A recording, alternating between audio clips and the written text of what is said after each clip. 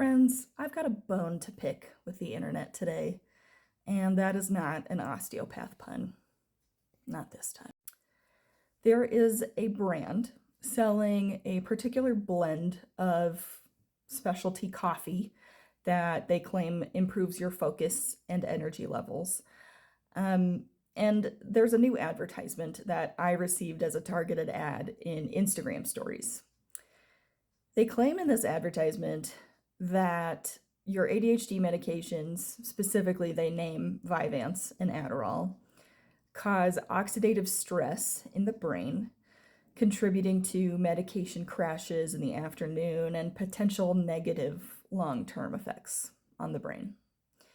They recommend their product because it is allegedly a good source of antioxidants and can allegedly help undo the alleged damage being done by your ADHD medications.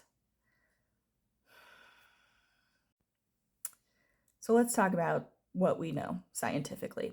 People with ADHD in general are found to have higher levels of oxidative stress and lower levels of antioxidants in their bodies and their brains. We know this. This is actually a proposed possible cause of ADHD because oxidative stress, among other things, causes inflammation in the brain and nervous system. This can potentially be a cause of ADHD. It can potentially also be a cause of worsened symptoms of ADHD. So ADHD medications, also like amphetamines, which includes Adderall and Vyvanse, and methylphenidate, which is the family that Ritalin and Concerta are from, these medications have been found to cause oxidative stress in the brain, yes. But at therapeutic doses, which are doses that are prescribed by an appropriate prescriber, this is very manageable by the body, even an ADHD body that doesn't make enough of its own antioxidants.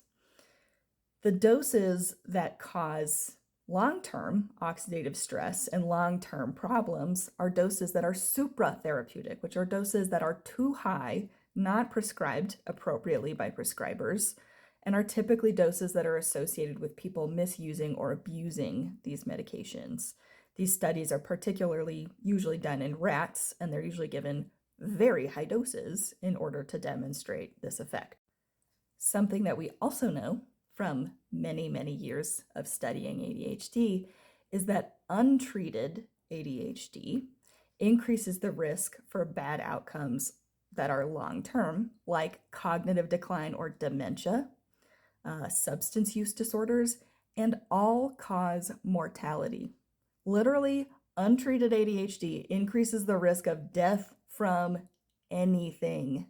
People with ADHD are at higher risk for substance use disorders, like I said, but also accidents, impulsive decisions that lead to bad outcomes. You get what I'm saying.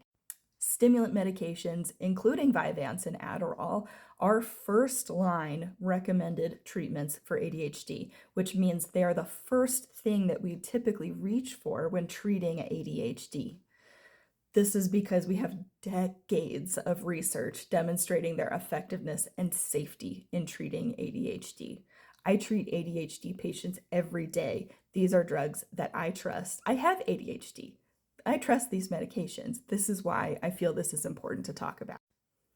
Now, certainly people with ADHD can combat this innate oxidative imbalance by consuming more antioxidant-rich foods, doing this alongside their ADHD medications. But in my opinion, telling people with ADHD that the treatment that not only improves their quality of life, but also decreases their risk of death from all causes, telling people that this treatment is causing long-term damage to their brains is not only harmful, but unethical.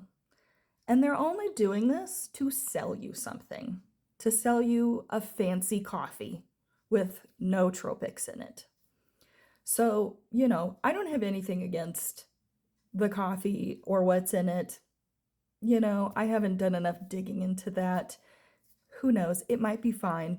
I have patients that drink this, but advertisements like this are dangerous, and misinformation like this is everywhere on the internet, especially when it comes to ADHD. So just be extra mindful today when you see claims made in advertisements because you don't know if they know what they're talking about.